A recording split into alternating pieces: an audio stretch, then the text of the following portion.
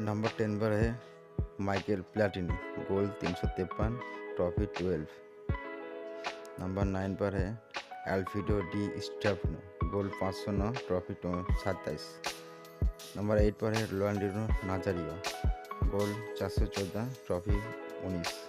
Number 7 पर है guard मुलर, गोल 718, trophy 16।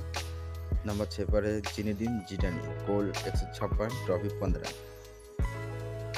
Number 5 पर है जोहान क्रूफ, गोल 433, ट्रॉफी 22। नंबर 4 पर है क्रिस्टियानो रोनाल्डो, गोल 819, ट्रॉफी 34। नंबर 3 पर है डिगो माराडोना, गोल 353, ट्रॉफी 12।